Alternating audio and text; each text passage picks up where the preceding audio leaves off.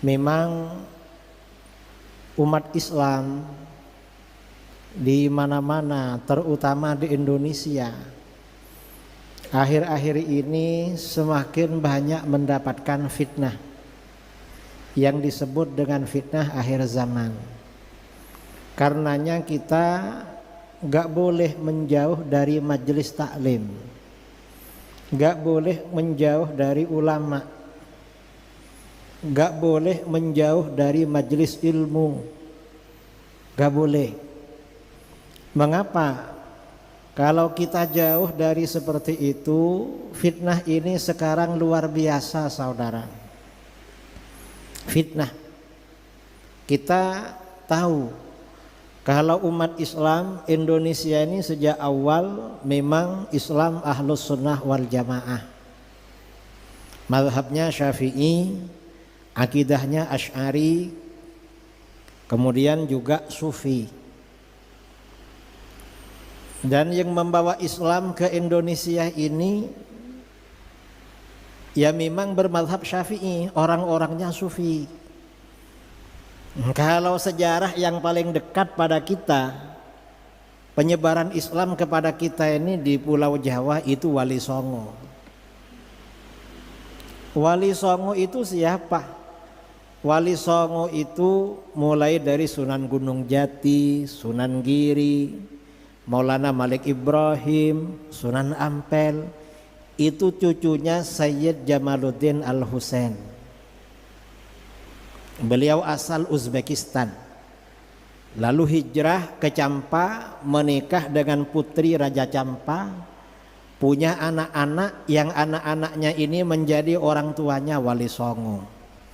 Sayyid Jamaluddin Husain ini putranya siapa? Putranya Sayyid Ahmad Shah Jalal. Sayyid Ahmad Shah Jalal ini putranya Sayyid Abdullah Al-Madkhan. Abdullah ini putranya Sayyid Abdul Malik bin Alawi.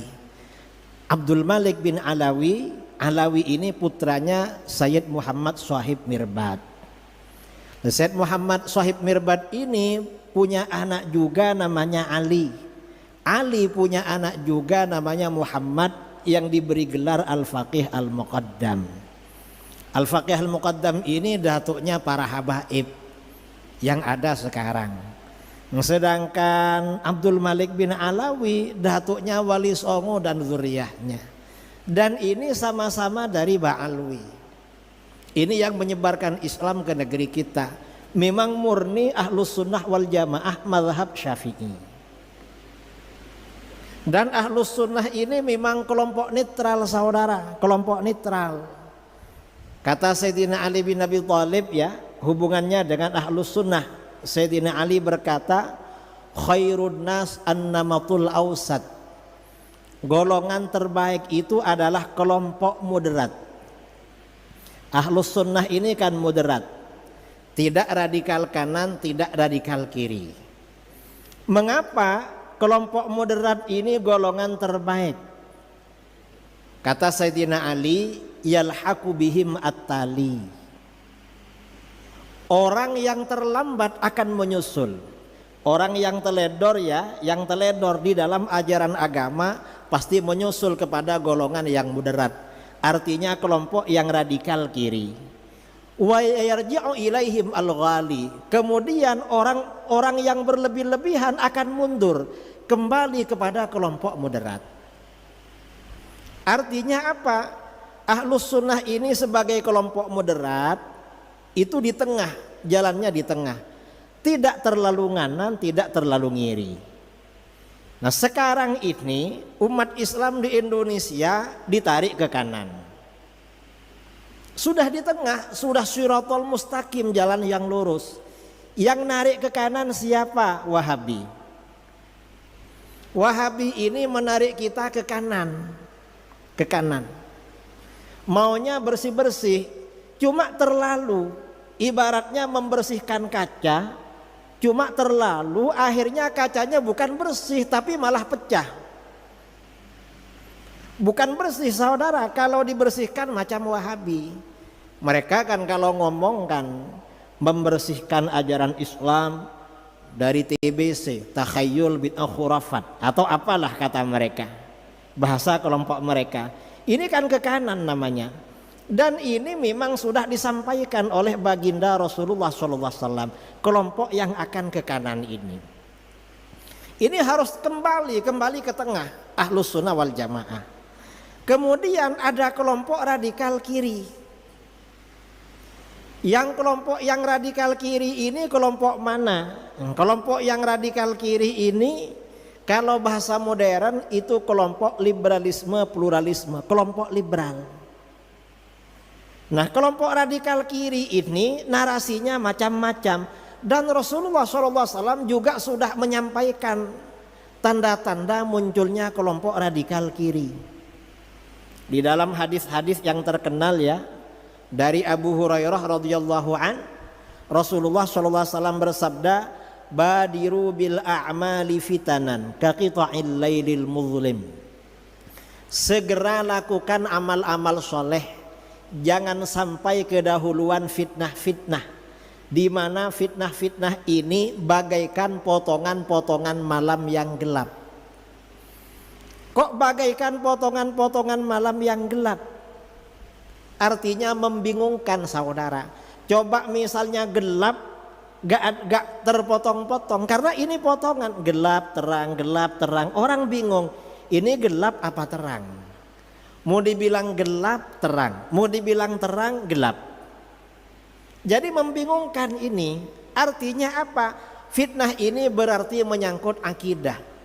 Ada orang-orang yang ditokohkan, mungkin dianggap kiai, mungkin dianggap habib, atau mungkin dianggap ustadz, atau mungkin apalah ya, yang memang mungkin orang ini pakai imamah, pakai serban ya, gak pernah lepas serbannya. Kalau saya kan jarang-jarang, paling kalau menjadi imam sholat id baru dipakai. Kalau yang ini memang jarang-jarang.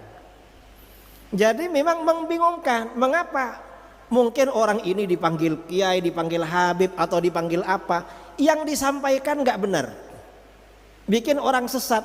Akhirnya orang bingung, ini katanya gak benar, tapi yang menyampaikan kok dipanggil kiai. Ini katanya gak benar, tapi yang dipanggil, yang menyampaikan ini profesor doktor habib lagi. Gimana ini? Nah, akibatnya apa? Akibatnya karena kelompok radikal kiri ini, akibatnya yumsir rajulu mu'minan wa yusbihu kafiran. Seseorang sore-sore masih beriman, besoknya berubah menjadi kafir. Kata para ulama, belum tentu kafir. Artinya sekarang ini lurus, besoknya sudah sesat. Dan sesat yang paling parah kan kalau kafir kan. Wa yusbihu mu'minan wa yumsi kafiran. Pagi-pagi beriman, sorenya kafir. Mengapa? Ya karena ini tokoh-tokoh ini. Mengapa ada begitu? Tokoh-tokoh ini menyebarkan pikiran-pikiran yang menyesatkan. Mengapa? Yabi'ur rajulu dinahu bi'aradin minad dunya. Seseorang menukar agamanya dengan benda dari dunia. Artinya apa? Orang ini ada yang bayar saudara. Ada yang bayar. Nah, apa saja narasi-narasi yang disampaikan tahun 2015? Ada narasi Islam Nusantara, muatannya anti Arab, sampai memaki-maki Arab. Padahal ulama-ulama kita, kiai, habaib, gak pernah menyebarkan narasi anti Belanda, walaupun yang menjajah Indonesia. Anti Amerika, anti apa? Karena gak ada seperti itu, namanya rasis namanya. Gak ada. Ketika Hajjatul Wada, Rasulullah SAW menyampaikan, kullukum min Adam wa Adam min turab. Kamu ini dari manapun anaknya cucu Adam, dan Adam dari tanah. Gak ada bedanya. La fadla li arabiyyin ala ajami illa bittaqwa. Gak ada keutamaan bagi orang Arab di atas orang ajami kecuali dengan takwa. Artinya rasis itu gak ada saudara. Lah ini kok anti Arab? Guru-guru kita gak pernah bilang anti Belanda. Pernah anti Belanda? Gak ada. Walaupun jelas-jelas menjajah kita. Yang pernah menjajah kita Portugis, kemudian Spanyol, lalu Jepang ya. kemudian Inggris. Gak ada narasi anti seperti itu. Ini kok anti Arab. Dan ini bahaya memang karena ini menyangkut akidah. Mengapa Arab? Karena Islam dari Arab, Rasulullah SAW dari Arab. Sampai-sampai dibilang Arab itu kadrun, kadal gurun. Ini kan rasis yang luar biasa dulu. Ini akhirnya apa? Setelah narasi-narasi anti Arab ini, lalu muncul narasi berikutnya, ya muatan dari kelompok-kelompok liberal ini. Arahnya kemana? Pluralisme agama. Awal-awalnya dulu ya, beberapa tahun sebelumnya, sekitar tahun 80-an, negeri kita ini heboh ucapan selamat Natal. Boleh apa enggak? Sebagian besar ulama kita menolak mengucapkan selamat hari Natal. Karena jumhur mayoritas ulama mengatakan haram. Cuma ada riwayat dari mazhab Hambali boleh. Tapi gak apa-apalah, bolehlah selamat Natal karena ada ulama yang membolehkan. Asal gak ada muatan akidah, gak masalah. Misalnya ya, kita toleran ikut ulama yang membolehkan.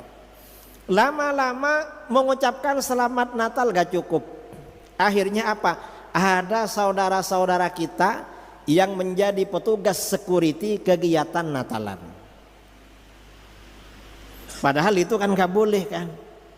Menjaga agamanya orang lain gak boleh, menjaga ritual agama lain gak boleh. Gak boleh. Lama-lama menjaga ritual Natalan gak cukup. Akhirnya ada saudara-saudara kita ikut Natalan ke dalam. Hadir. Lama-lama ikut Natalan ke dalam gak cukup. Apa? Mereka ini membawa hadroh dan baca sholawat di acara Natalan. Kalau ditanya, lah ngapain? Loh kita baca sholawat. Kalau baca sholawat jangan di situ, baca sholawat di majelis Rasulullah, di masjid atau di mana, di situ. Karena baca sholawat sama dengan zikir. Kalau momennya gak tepat gak dapat pahala, malah haram. Walaupun baca sholawat. Ini lama-lama ini gak cukup saudara. Apa namanya ya yang baca ini? Akhirnya apa? Ada doa lintas agama. Lama-lama gak cukup, ada seragam lintas agama. Apa namanya ya? Baju, bukan baju lintas agama, baju moderasi agama. Ada batik ya, ada gambar masjid, gambar gereja, gambar wihara, semuanya ada. Cuma yang bersangkutan gak berani makai itu, gak berani makai. Kemudian habis itu salam lintas agama.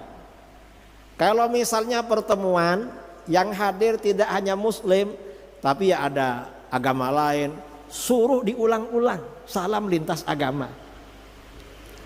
Lama-lama saya kira ini selesai. Yang anti Arab dan pluralisme agama saya kira selesai. Kira-kira sejak 2 tahun lalu ada narasi-narasi anti Ba'alawi, anti habaib. Loh ini kok anti habaib, gimana ini kok anti Ba'alawi?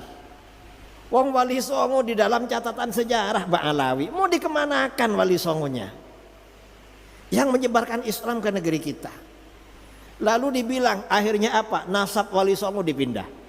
Dan sampai sekarang dipindah 5 kali.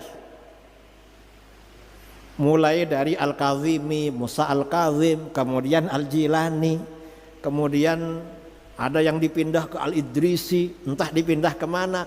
Mungkin ya Wali Songonya bingung, loh saya ini kemana kok dipindah-pindah gitu. Ya bingung saudara, dipindah-pindah. Mengapa? Karena Ba'alawi dibatalkan. Loh gak bisa seperti itu, membatalkan nasab Ba'alawi gak bisa. Mengapa? Nasab Ba'alawi ini kesohihannya ijma ulama, gak ada yang mempersoalkan dari dulu. Ulama ini ijma. Akhirnya apa? Mereka cari-cari alasan, minta kitab sezaman. Loh memangnya harus ada kitab sezaman? Enggak perlu seperti itu. Kitab sezaman itu teori belakangan. Kalau masa ulama salaf, Diterangkan di dalam Sahih Bukhari, nasab itu bisa isbat dengan syuhrah dan istifadhah, dengan informasi yang populer dan meluap. Artinya banyak informasi kalau ini anaknya ini, anaknya ini, anaknya ini. Itu cukup walaupun gak ada kitab. Kalau misalnya diharuskan ada kitab, iya kalau di situ ada yang ngarang kitab. Kalau gak ada gimana? Itu di Sahih Bukhari dan itu ijma ulama, gak harus kitab sezaman. Ini kok dipersoalkan, membahas nasab tapi gak ngerti teori nasab, lalu dibilang batal. Gak ada yang membatalkan. Lalu mereka cari-cari alasan. Apa? Memang ada di kitab nasab, putranya Sayyid Ahmad bin Isa, cuma namanya Abdullah.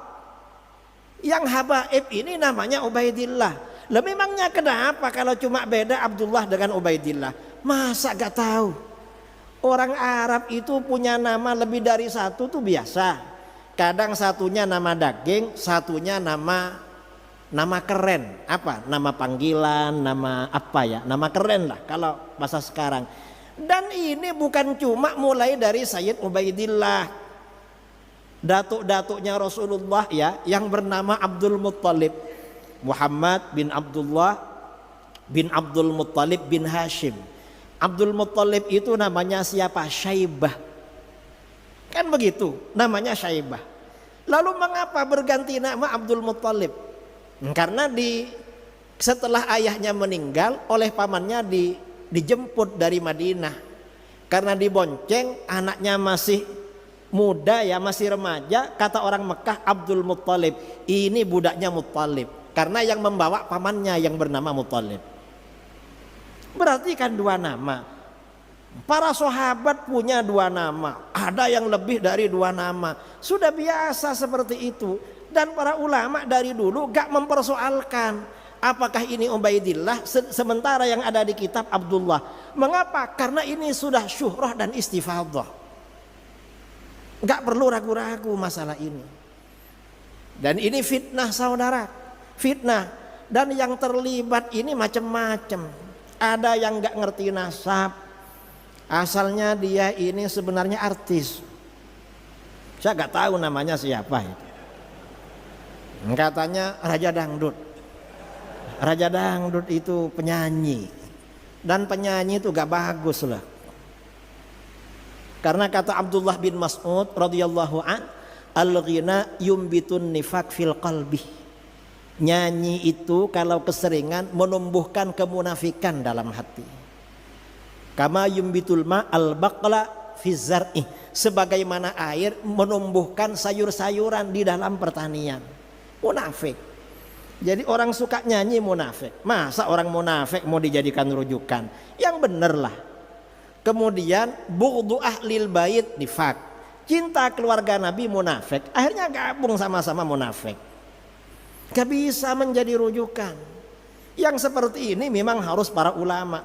Dan para ulama kita sudah menyatakan ijma tentang nasab Sadah Ba'alawi. Cinta ahlul bait ini penting. Mengapa? Pemersatu kita umat Islam, pengingat kita agar kita senantiasa ingat kepada Rasulullah. Makanya sabda Rasulullah SAW, wa ahibbu ahla baiti li hubbi, cintai keluargaku karena mencintai aku. Bukan karena dia alim, bukan karena dia ganteng, bukan karena dia khair, sering ngasih. Karena kalau mencintai Habib karena alim, sama yang bodoh-bodoh kita benci. Gak boleh itu. Kalau mencintai Habib karena soleh, sama yang nakal kita benci, gak boleh. Jangan dibenci. Karena cinta, Habib yang nakal-nakal diajak untuk menjadi orang soleh. Itu caranya. Kita ini harus apa? Cinta kepada para habaib tetapi yang konstruktif, ya, yang membangun. Artinya kalau yang alim diposisikan sebagai ulama, menjadi panutan. Yang tidak alim ya dicintai aja lah. Karena sekarang nih kadang-kadang karena Habib walaupun nggak bisa apa-apa suruh ceramah, akhirnya kacau, nanti salah, akhirnya habaib semuanya yang disalahkan. Ini akhir zaman saudara. Ini memang apa namanya miring ke kiri, dan ini gak boleh. Saya kira ini ya yang perlu saya sampaikan Mudah-mudahan bermanfaat ya, mudah-mudahan istiqomah. Saya ini tadi dibilang oleh Habib Nabil dari Sidogiri, maksudnya saya alumni Sidogiri. Pesantren saya Sidogiri didirikan oleh Sayyid Sulaiman bin Abdurrahman Basyaiban Al-Hadrami. Basyaiban itu Ba'alawi, pesantren tertua insya Allah di Indonesia. Usianya hampir 300 tahun. Mudah-mudahan bermanfaat.